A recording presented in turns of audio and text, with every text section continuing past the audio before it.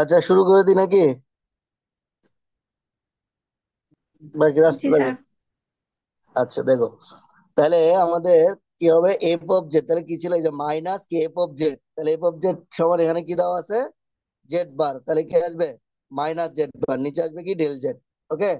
তাহলে এখন আমাদের এক্সিস বরাবর কাজ করতে গেলে এক্স এবং ওয়াই যাওয়া লাগবে। তাহলে যদি del Z tends to zero হয়, তাহলে আমরা ডেল জেড সমান কি লিখতে পারি? ডেল এক্স প্লাস কি লেখা যাবে? I del Y tends to zero লেখা যাবে না? জি স্যার। আচ্ছা, এটা কখন টেন্স টু জিরো হবে? যদি একই সাথে দুইটা টেন্স টু জিরো হয়, del X tends to zero এবং কি del Y tends to zero, তাই না? যদি একই সাথে দুইটা টেন্স টু জিরো হয় তখনই তো জিরো হবে। নাহলে কি হবে? মনে করো একটা জিরো না একটা জিরো হলো, তাহলে কি জিরোর কাছাকাছি যাবে? না স্যার। তাহলে একই সাথে del X tends to zero হইতে হবে, del Y tends to zero হতে হবে। যদি হয় তখন আমাদের del Z tends to zero আসবে। তাহলে এই জন্য এখানে কি লিখতেছে? Limit del X tends to zero, del Y tends to zero. যেহেতু আমরা এক্সিস বরাবর কাজ করব, এই জন্য এখানে এক্স ওয়াই চলে যাচ্ছে। ওকে।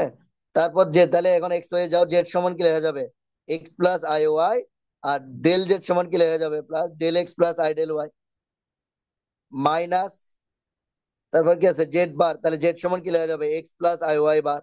ওকে। আর ওটা X plus i Y plus del X plus I del Y, এটার উপরও বার আছে, আমরা বাদ দিয়ে দিলাম। আর কনজুগেট।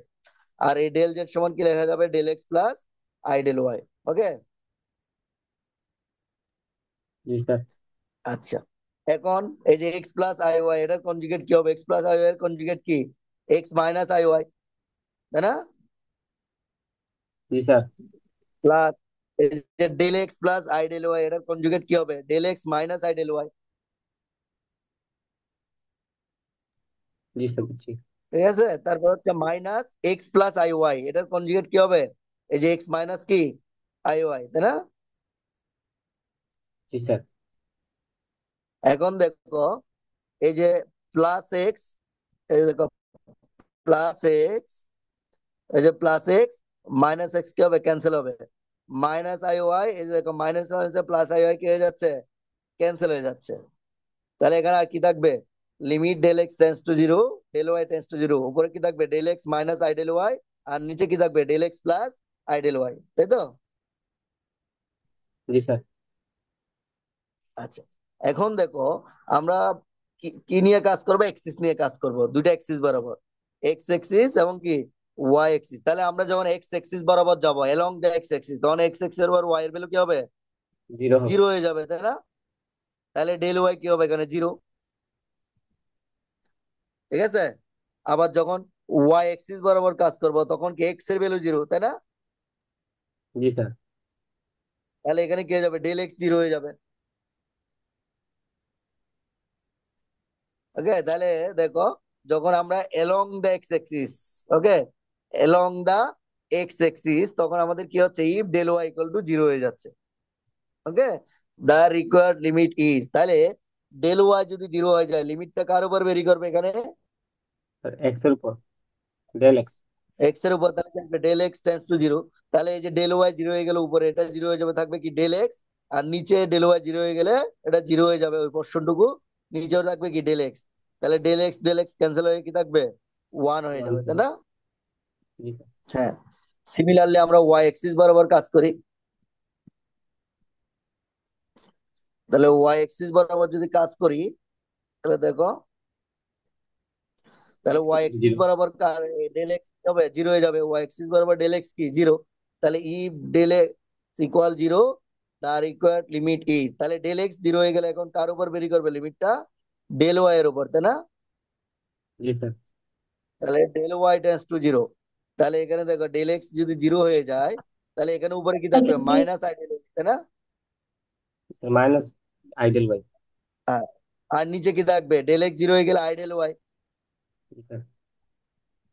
তাই তো? তাহলে কি হবে? ক্যান্সেল করে দিলে আইডেল ওয়াই ক্যান্সেল করে দিলে কি থাকবে? Minus one. Minus one.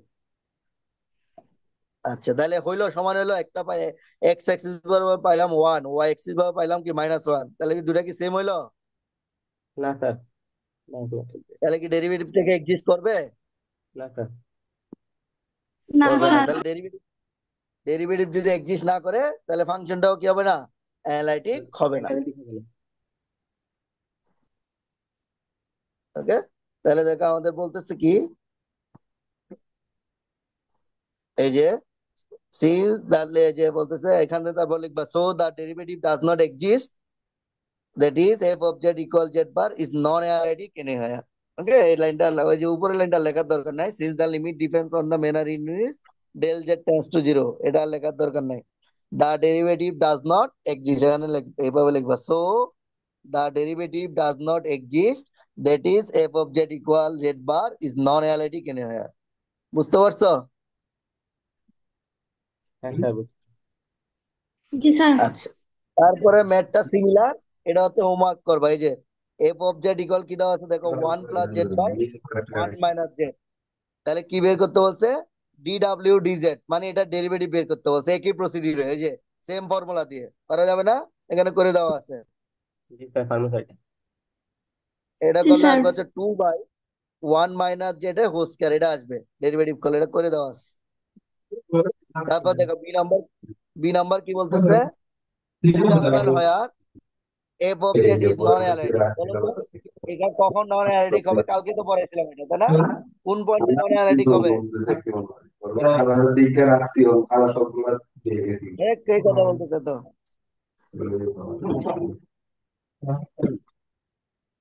কোন পয়েন্টে নন অ্যানালিটিক হবে বলো তো? এটা কালকে পড়াইছিলাম, বলো। স্যার আরেকটু বলেন, আরেকবার শোনা যা। বললাম যে আমাদের এটার ডেরিভেটিভ কি পাইলাম, এফ অফ, এই যে এফ অফ জেড এর ডেরিভেটিভ করলে বাবা 2/1 - যেটা হোল স্কয়ার, এটা তো কালকেও বলছি, এই যে পরের পেজে আছে, এটা ডেরিভেটিভ করলে এটা আসবে। তারপর বলছে ডিটারমাইন হয়ার F of Z is non analytic, বলছে কখন এফ অফ জেডটা নন অ্যানালিটিক হবে বলো তো? যখন 1 হবে যেটার মান। হ্যাঁ, গুড। জেডের তখন বেল জেড ওয়ান। এর ভ্যালু 1 হয়ে যাবে, তখন আমাদের কি আসবে, 1 - 1, তাহলে কি নিচে জিরো আসতেছে, জিরো আসা মানে কি আনডিফাইন হয়ে যাচ্ছে, তাই না? তাহলে কি এই যে 1 পয়েন্টের জন্য ডেরিভেটিভটা কি এক্সিস্ট করবে?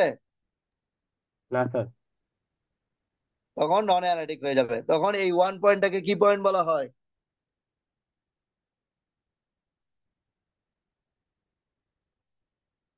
Singular point. Singular point, good. এই ওয়ানটাকে বলা হবে তখন singular point, Z equal to 1টাকে বলা হবে তখন সিঙ্গুলার পয়েন্ট। এই যে এদিকে দেওয়া আছে দেখেন,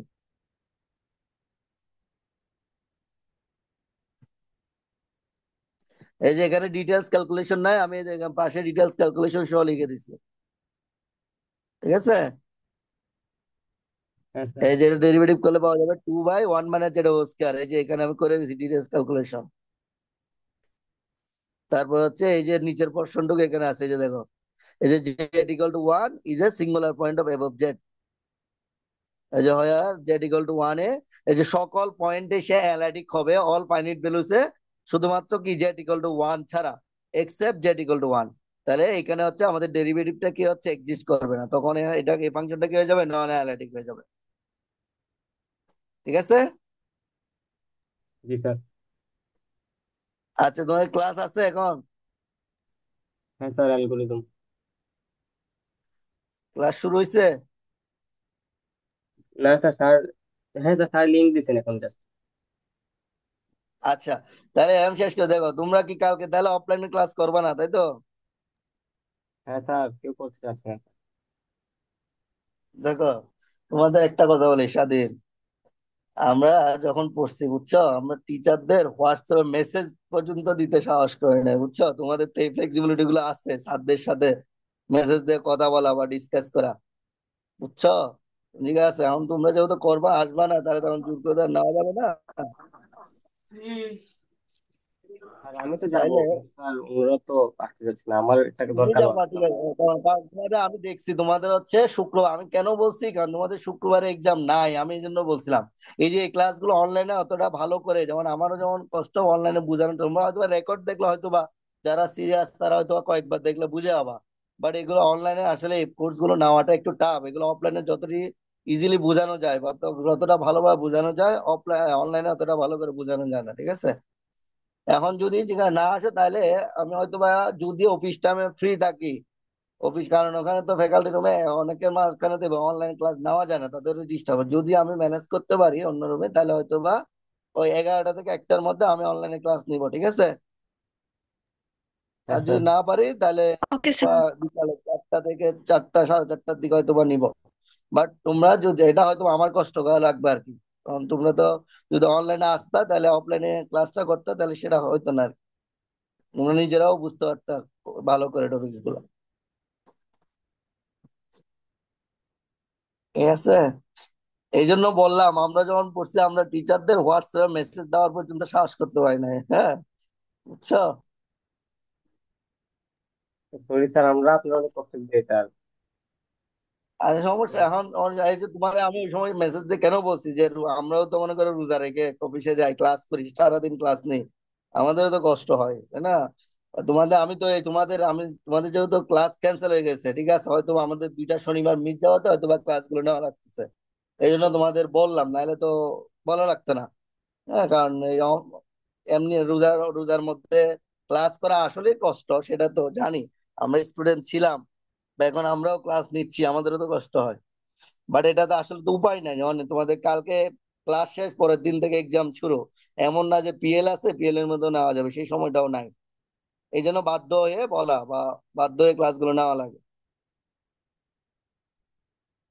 এখন ঠিক আছে, আমি যদি পারি ওই যে 11টা থেকে 1টা মধ্যে তোমরা রেডি থাকো, আমি যদি পারি ম্যানেজ করতে তাহলে ওই সময় নিয়ে নিব, আর নাহলে বিকালে এসে নিবো, কারণ আমি কালকে সন্ধ্যার পরে থাকবো না, ঠিক আছে, বাসায়, নাহলে রাতে নিতে পারতাম। Okay sir. ঠিক আছে, আচ্ছা, আজকে যতটুকু পড়াইছে ততটুকু থাক, তোমরা মানে ক্লাস শুরু হয়েছে ওটাতে জয়েন করো। আসসালামু আলাইকুম স্যার। ওয়ালাইকুম আসসালাম।